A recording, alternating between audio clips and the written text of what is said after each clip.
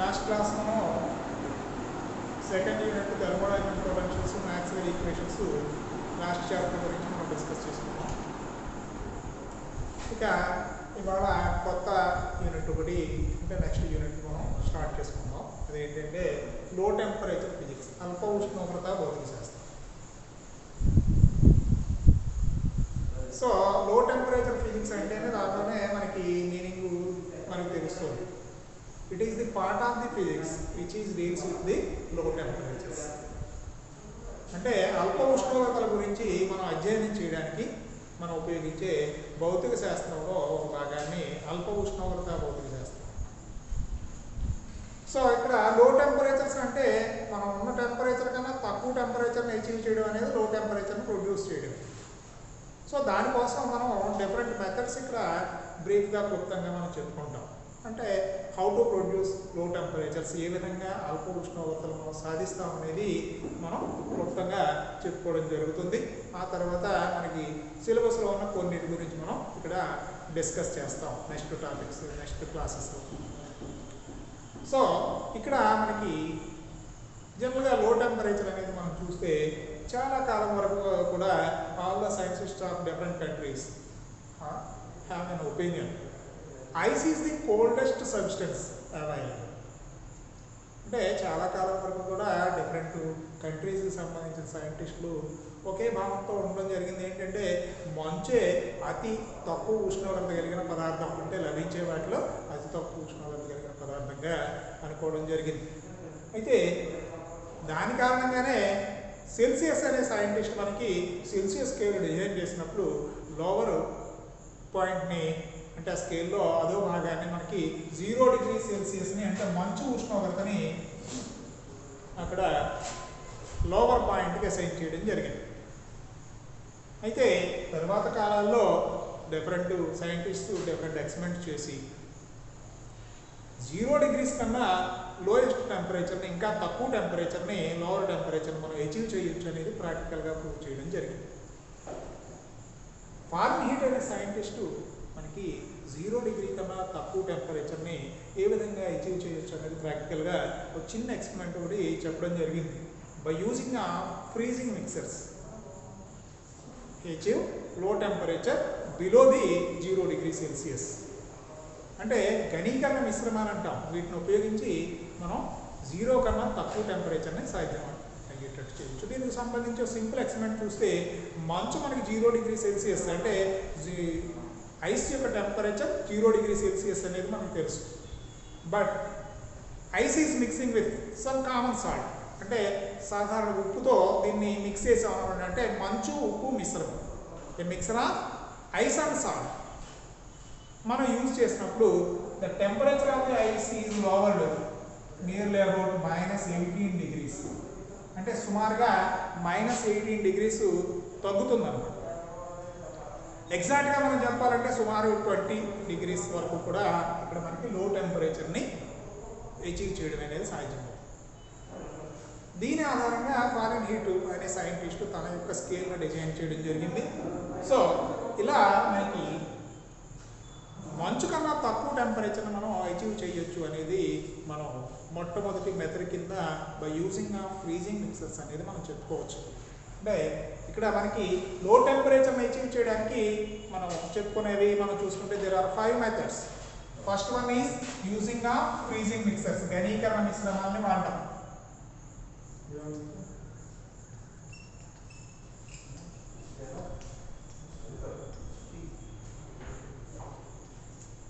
ఘనీకరణ మిశ్రమాలను వాడటం.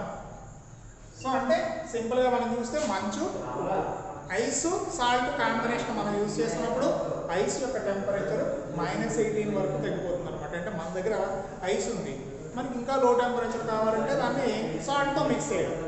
మిక్స్ చేసి మనకు కావాల్సిన మెటీరియల్ చుట్టూ దీన్ని ఏర్పాటు చేసుకుంటాం. సాధారణంగా కూలింగ్ పర్పస్కి ఇంతకుముందు ఐస్ గడ్డలు వాడడం జరిగేది, వాటర్ అది కూల్ చేయడానికి. సో అలా ఇక్కడ మనకి ఇంకా లో టెంపరేచర్ కావాలి అని అనుకుంటే we use freezing mixer. That means a mixture of salt and ice. Second one మనకి when a liquid boils and reducing pressure, అంటే ఒక ద్రవాన్ని తగ్గించిన పీడనం వద్ద మరిగించడం ద్వారా కూడా లో టెంపరేచర్స్ని మనం అచీవ్ చేయొచ్చు. A liquid boils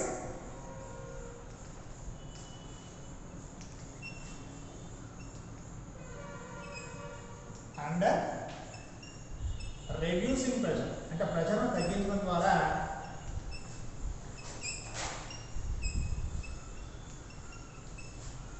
మనం అంటే పీడనాన్ని తగ్గించి మనం ఒక ద్రవాన్ని మరిగించడం ద్వారా లో టెంపరేచర్ని అచీవ్ చేయొచ్చు అనేది సెకండ్ మెథడ్. దీనికి బేస్ ఏంటి అంటే Clausius-Clapeyron equation. Clausius according to the Clausius-Clapeyron equation if the pressure of the substance is reducing, అంటే ప్రెషర్ని రెడ్యూస్ చేసాం అనుకోండి, the boiling point is also reduces, boiling point కూడా తగ్గుతుంది. సో బాయిలింగ్ పాయింట్ తగ్గింది అంటే అర్థం ఏంటి, అక్కడ తక్కువ టెంపరేచర్ దగ్గర అంటే అది వేపర్ కింద కన్వర్ట్ అయిపోతుంది. మరి వేపర్ కింద కన్వర్ట్ అవ్వాలంటే ఇట్ రిక్వైర్డ్ సమ్ ఎనర్జీ. ద్రవం వాయువుగా మారాలి అంటే కొంత శక్తి కావాలి.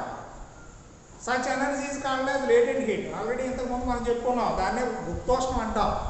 సో ఈ గుప్తోష్ణానికి సంబంధించి మనం చూస్తే గుప్తోష్ణం అనేది మనం చూస్తే కొంత హీట్ ఎనర్జీ, అంటే ద్రవం వాయువుగా మారాలంటే హీట్ ఎనర్జీ కావాలి. ఇక్కడ ఈ కేసులో మనకి లో టెంపరేచర్ను ప్రొడ్యూస్ చేయడం ఏ విధంగా ఇక్కడ మనకి ఎలా సాధ్యం అవుతుందంటే the required heat energy is gain from it self, తన నుంచే గ్రహిస్తుంది అన్నమాట. దానివల్ల దాని యొక్క ఉష్ణశక్తి తగ్గిపోతుంది, తద్వారా టెంపరేచరు డిక్రీజ్ అవ్వడం అనేది జరుగుతుంది అన్నమాట. ఈ విధంగా స్టెప్ బై స్టెప్ ప్రెషర్ని మనం రెడ్యూస్ చేసుకుంటూ దాన్ని బాయిల్ చేయడం ద్వారా ఆ సబ్స్టెన్స్ యొక్క టెంపరేచర్ని మరింత తగ్గించడం అనేది పాసిబుల్ అవుతుంది. This is the second method. ఇక third one Joule Kelvin effect. Already దీని గురించి మనం గత క్లాస్లో లాస్ట్ టాపిక్ కింద డిస్కస్ చేయడం జరిగింది. Joule Kelvin expansion. Joule Kelvin వ్యాకోచం. జౌల్ కెల్విన్ వ్యాకోచం అంటే మనకు తెలుసు కదా. జౌల్ కెల్విన్ వ్యాకోచం అనేది ఏంటి? when a gas under constant high pressure is passing through a constant low pressure region through a porous plug.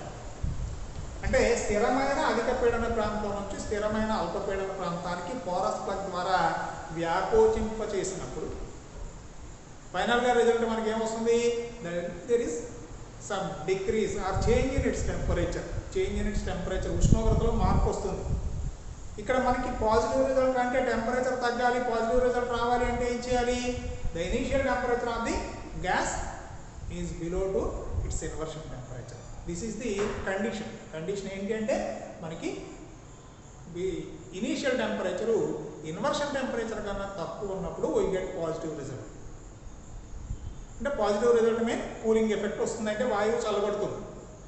So దీన్ని యూజ్ చేసి మనం వాయువుల్ని ద్రవాలుగా మార్చే పద్ధతిలో జౌల్ కెల్విన్ ఎక్స్పాన్షన్నే యూజ్ చేస్తాం. By using of Joule Kelvin expansion we liquefy the or convert the gases into liquids. అంటే వాయువుల్ని ద్రవాలుగా మారుస్తాం. సో దీనికి సంబంధించి హీలియం లిక్విఫికేషన్ గురించి మనం దీనిలో నేర్చుకుంటాం. అయితే జౌల్ కెల్విన్ ఎక్స్పాన్షన్ మనం యూజ్ చేయడం వల్ల వెంటనే వాయువు ద్రవంగా మారిపోద్దా అంటే ఇట్ ఈజ్ ఇంపాసిబుల్. మనం ఒకసారి చేసినప్పుడు కొంత టెంపరేచర్ తగ్గుతుంది, మళ్ళీ ఏం చేస్తాం? This gas is brought back into initial position. అంటే మళ్ళీ పరిస్థితికి మొదటి భాగంలోకి తీసుకొచ్చేస్తాం, అంటే సిలిండర్లోకి తీసుకొస్తాం. తీసుకొచ్చి again it's suffering into the joule Kelvin expansion. మరోసారి జౌల్ కెల్విన్ ఎక్స్పాన్షన్ సఫర్ చేస్తాం. ఇలా నంబర్ ఆఫ్ టైమ్స్ రిపీటెడ్గా జౌల్ కెల్విన్ ఎక్స్పాన్షన్ సఫర్ చేస్తే ఫైనల్గా temperature it is lower than to the critical temperature. Critical temperature కన్నా తగ్గుతుంది. ఆఫ్టర్ దట్ ప్రెషర్ మనం apply చేయడం ద్వారా మనం ఆ వాయువుని ద్రవంగా మార్చడం అనేది సాధ్యమవుతుంది. అది ఏంటి, ఏ విధంగా అనేది డీటెయిల్డ్గా మనకి నెక్స్ట్ టాపిక్స్లో మనం డిస్కస్ చేస్తాం. ఇక థర్డ్ వన్ అయింది. ఫోర్త్ వన్ ఏంటంటే ఇడియాబాటిక్ డీమాగ్నెటైజేషన్.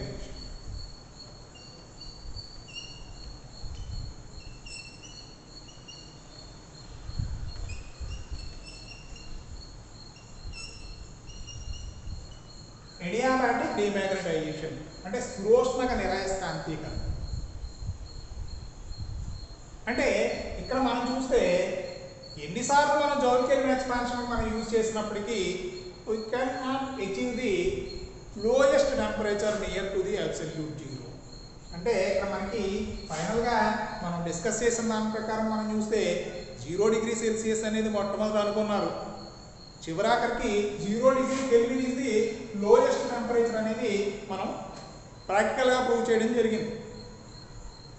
అంటే this is equals to -273 degrees Celsius. Celsius స్కేల్లో 273 డిగ్రీల కిందకు వచ్చామన్నమాట. సో ఇది లీస్ట్ టెంపరేచర్, ఇంకెంతకన్నా తక్కువ లేదు. కానీ ఈ 0 డిగ్రీ కెల్విన్కి నియరెస్ట్ టెంపరేచర్స్ని మనం జౌల్ కెల్విన్ ఎక్స్పాన్షన్ మనం యూజ్ చేసినప్పటికీ we cannot achieve the least lowest temperature below the 0 degree అంటే near to the 0 degree Kelvin. 0 degree కెల్విన్కి దగ్గరగా ఉండే టెంపరేచరు కూడా సాధ్యం కావాలి. సో కాబట్టి మళ్ళీ సైంటిస్టు నంబర్ ఆఫ్ ఎక్స్పెరిమెంట్ చేయడం ద్వారా మనకి ఎడియాబాటిక్ డిమాగ్నటైజేషన్ అనే ఒక ప్రొసీజర్ ఒక పద్ధతి ఒకదాన్ని ప్రపోజ్ చేయడం జరిగింది. So by using adiabatic demagnetization we achieve the temperatures near to the 0 degree Kelvin. అంటే సుమారుగా 0 డిగ్రీ కెల్విన్కి దగ్గరగా ఉండే టెంపరేచర్ను కూడా ఎడియాబాటిక్ డిమాగ్నటైజేషన్ యూజ్ చేసి మనం అచీవ్ చేయొచ్చు అన్నమాట. అంటే దీన్ని యూజ్ చేసి ఫైనల్గా మనం మాట్లాడుకుంటే 0.0014 డిగ్రీ కెల్విన్ అనేది లీస్ట్ టెంపరేచర్గా ఎడియాబాటిక్ డిమాగ్నటైజేషన్. అంటే అది కూడా 0 కాదు, అంటే ఆల్మోస్ట్ 0 కారణం అంటే 0.001 ఇట్ ఈస్ నథింగ్ బట్ 0. అంటే సుమారుగా 0 అనేది పాసిబుల్ అయిందన్నమాట. అయితే ఇక్కడ ఎడియాబాటిక్ డిమాగ్నటైజేషన్ అంటే డెఫినేషన్ ఏంటి అనేది మనం చూసామనుకోండి. What is adiabatic demagnetization? ఆ పదవులోనే ఉంది. డిమాగ్నటైజేషన్ అంటే నిరయస్కాంతీకరణం చేయడం, అంటే మ్యాగ్నటైజింగ్ ప్రాపర్టీని లేకుండా చేయడం, రిమూవ్ చేయడం. ఎలా చేయాలి? ఎడియాబాటిక్ మేనర్లో చేయాలి. సో దీనికోసం ఏంటి అంటే డెఫినేషన్ ఏంటి అనేది మనం చూస్తే when an already magnetized a paramagnetic substance is suddenly demagnetized in adiabatic manner, then there is a decrease in its temperature. An already magnetized paramagnetic substance is suddenly demagnetized in adiabatic manner, then there is a slight decrease in its temperature. అంటే ముందే అయస్కాంతీకరించబడిన ఒక పారాయస్కాంతిక పదార్థాన్ని తీసుకుని హఠాత్తుగా స్థిరోష్ణక ప్రక్రియ ద్వారా నిరయస్కాంతీకరణం చేయడం వల్ల మనకి టెంపరేచర్లో తగ్గుదల ఏర్పడుతుంది. అంటే ఉష్ణోగ్రతలో తగ్గుదల ఏర్పడుతుంది అన్నమాట. అయితే ఇది చేయడానికి మనం ముందుగా కొన్ని ప్రిలిమినరీస్ మనం పూర్తి చేయాలి. మనం అంతేగాని సడన్గా రూమ్ టెంపరేచర్ దగ్గర చేస్తే మనకి ఏ విధమైన తేడా కనిపించదు. కాబట్టి ఒక ప్రత్యేకమైన పద్ధతి ద్వారా అది మనం చేసినప్పుడు మనకి అది సాధ్యమవుతుంది. అంటే అక్కడ పారామాగ్నెటిక్ సబ్స్టెన్స్ యొక్క టెంపరేచర్ని దాదాపుగా 1 డిగ్రీ కెల్విన్కి ఫస్ట్ రెడ్యూస్ చేసి after that we suffers that paramagnetic substance to adiabatic demagnetization. అప్పుడు ఎడియాబాటిక్ డిమాగ్నటైజేషన్కి సఫర్ చేస్తాం. సో ఆ విధంగా మనం లోయెస్ట్ టెంపరేచర్ని మనం అచీవ్ చేయడం అనేది పాసిబుల్ అవుతుంది. ఇక ఫైనల్గా మనం చూస్తే అంటే ఇక్కడ దీని గురించి మళ్ళీ ఇంకొకసారి మనం దీని మీద ఎస్సే ఉంది కాబట్టి అక్కడ మళ్ళీ ఇంకోసారి మనం డిస్కస్ చేసుకుంటాం. సో ఇక్కడ డిఫరెంట్ మెథడ్స్ గురించి మనం డిస్కస్ చేస్తున్నాం కాబట్టి ఫైనల్గా ఇంకోటి ఏంటి మిగిలింది ఏంటంటే రిఫ్రిజిరేషన్.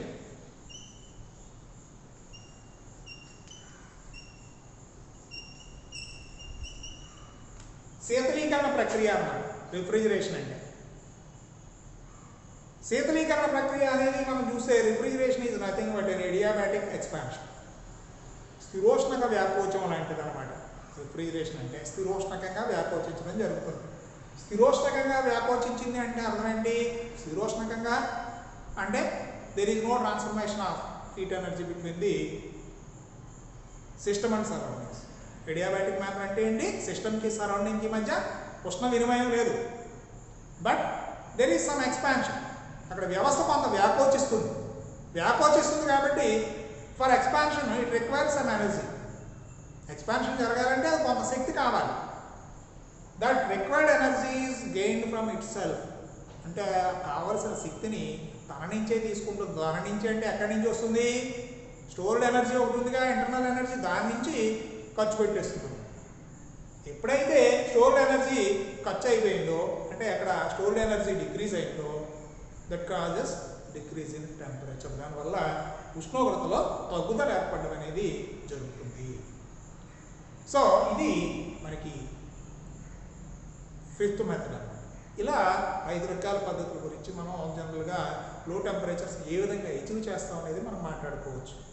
సో వీటిలో కొన్నింటిని ఇందులో మనకి జౌల్కెన్ ఎక్స్పాన్షన్ యూజ్ చేసి లిక్విఫికేషన్ ఆఫ్ గ్యాసెస్, ఎడియాబెటిక్ రిమేనింటైజేషన్, ఇవి మనకి దీనిలో చాలా ఇంపార్టెంట్ టాపిక్స్. అలాగే రిఫ్రిజిరేషన్ అనే దాని గురించి కూడా మనం ఇక్కడ డిస్కస్ చేయడం అనేది, అంటే రిఫ్రిజిరేటర్ యొక్క కన్స్ట్రక్షన్, వర్కింగ్ ఏ విధంగా ఉంటుంది అనేది మనం నెక్స్ట్ క్లాసుల్లో, అంటే ఫర్దర్ క్లాసుల్లో మనం డిస్కస్ చేస్తాం. ఇక దానికన్నా ముందు మనం ఇంకొకటి చెప్పుకోవాల్సింది ఏంటంటే ఫేజ్ డయాగ్రమ్, అంటే ట్రిపుల్ పాయింట్ గురించి డిస్కస్ చేసి ఈ క్లాస్ని క్లోజ్ చేస్తాము. ట్రిపుల్ పాయింట్ అనేది మనం చూస్తే త్రికబిందువు అంటాం. అంటే ట్రిపుల్ పాయింట్ అనే దాన్ని మనం కెమిస్ట్రీ వాళ్ళు ఆల్రెడీ కెమిస్ట్రీలో నేర్చుకుని ఉంటారు.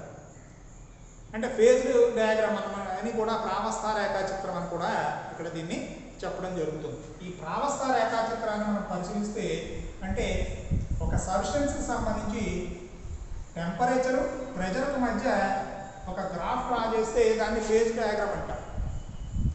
అంటే ఆ ఫేజ్ డయాగ్రామ్ కూడా ఎక్కడ వేస్తాము అనేది మనం చూస్తే, every substance available in 3 phases, 3 రకాలుగా మనకి దొరుకుతుంది అనేది మనకు తెలుసు. ఏంటి? ఒకటి solid state, second one liquid state, third one ఏంటి? Gaseous state. ఘనస్థితి, ద్రవస్థితి, వాయు స్థితుల్లో మనకి ఒక పదార్థం లభిస్తుంది అనేది మనకు తెలుసు. ఇందులో మనం చూస్తే ప్రతి పదార్థం కూడా ఫేజ్ కన్వర్షన్ దగ్గర మనం పరిశీలిస్తే, అట్ ఫేజ్ చేంజ్ టెంపరేచర్, అంటే ఇక్కడ మెల్టింగ్ టెంపరేచర్ ఉందనుకోండి, అంటే ఘనస్థితి నుంచి ద్రవస్థితికి మారేటప్పుడు కన్వర్షన్ కంప్లీట్ అయ్యే వరకు కూడా ఘనస్థితి, ద్రవస్థితి కలిసి ఉంటాయి. At phase changing temperature or melting temperature the substance is coexist in solid and liquid states. అంటే ద్రవస్థితి, ఘనస్థితి, ద్రవస్థితి రెండు కలిపి అక్కడ మనకి ఉండటం అనేది జరుగుతుంది.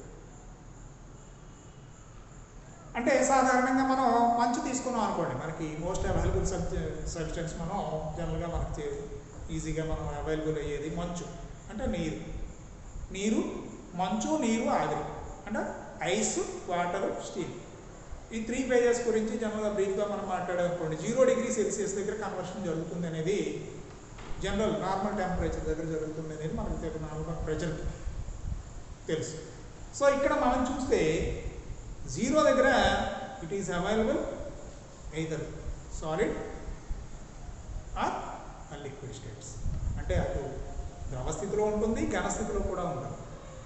ఫేజ్ కన్వర్షన్ కంప్లీట్ అవ్వాలంటే it requires some heat energy. అంటే ఫేజ్ కన్వర్షన్ కోసం మనం కొంత హీట్ ఎనర్జీని మనం సప్లై చేయాలి. ఇక్కడ సాధారణంగా దీన్ని చూస్తే 1 గ్రామ్కి 80 calories అవసరం అవుతుంది మంచుకి, 80 calories per gram. So this is the latent heat of condensation అంటాం.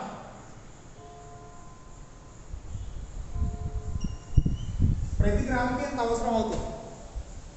అదే మనకి జౌల్స్లో మనం మాట్లాడుకున్నాం అనుకోండి, 0.336 × 10⁶ జౌల్ పర్ కేజీ కన్నా. అదే నీరు ఆవిరిగా మారాలనుకోండి, nearly about 540 calories per gram, ప్రతి గ్రాముకి ఎంత కావాలి.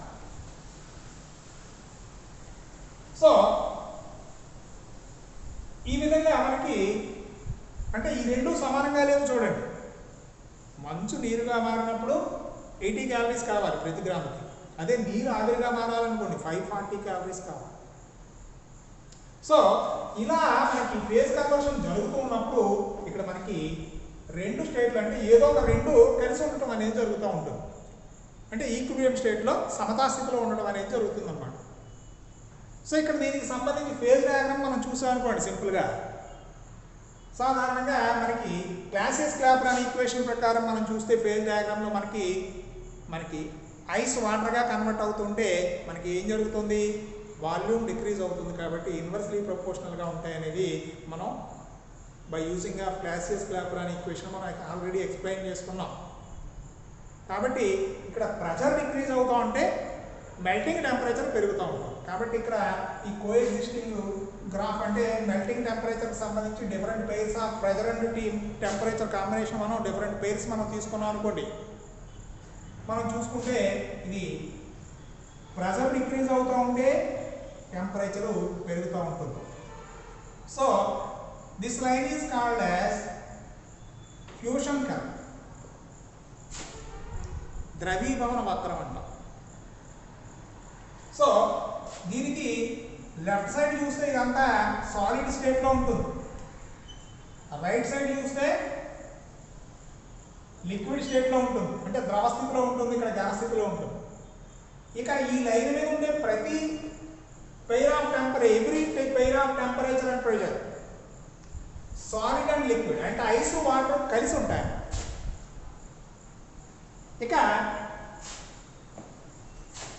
Liquid to vapour gaseous state అంటే వేపర్ స్టీమ్ కింద కన్వర్ట్ అవుతుంది అనుకోండి. ఇక్కడ మనం చూస్తే అన్ని సబ్స్టెన్స్కి ఒకటే ప్రపోర్షనల్గా అనిషియంట్ ప్రెషర్ పెరిగితే టెంపరేచర్ కూడా పెరుగుతుంది. కాబట్టి ఇక్కడ మనం చూస్తే ఇలాగా this is called curve of vaporisation అంటే బాష్పీభవన వక్రం అంటాం. కర్వ్ ఆఫ్ వేపరైజేషన్ అంటే దీనికి లెఫ్ట్ సైడ్ లిక్విడ్ స్టేట్లో ఉంటే రైట్ సైడ్ గ్యాసియస్ స్టేట్లో. ఇది కాకుండా మరొకటి ఉంది సబ్లిమేషన్ కర్వ్ అంటే ఉత్పతనం అంటాం. అంటే direct solid state to gaseous state conversion అన్నమాట.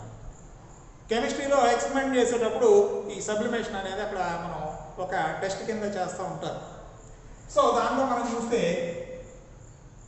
దానికి సంబంధించి ఒక కర్వ్ ఈ విధంగా తీయొచ్చు. This is called sublimation curve.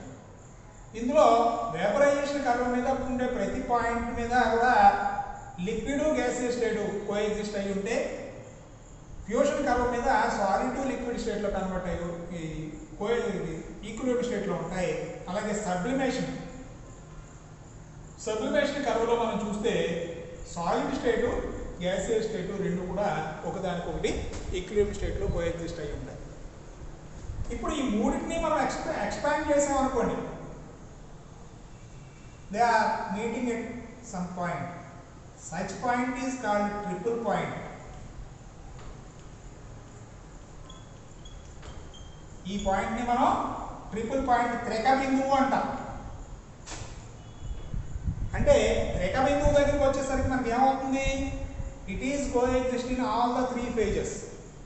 అంటే మూడు ప్రావస్థల్లోనూ కూడా సమతా స్థితిలో ఒకదానికొకటి కలిసి ఉంటాయన్నమాట. అంటే ఈ త్రిక బిందువు దగ్గర మనకి అటు సాలిడ్ స్టేటు, లిక్విడ్ స్టేటు, గ్యాసియస్ స్టేటు మూడు కూడా సమతా స్థితిలో ఉండటం అనేది జరుగుతుంది, ఈక్విలిబ్రియం స్టేట్లో ఉంటాయన్నమాట.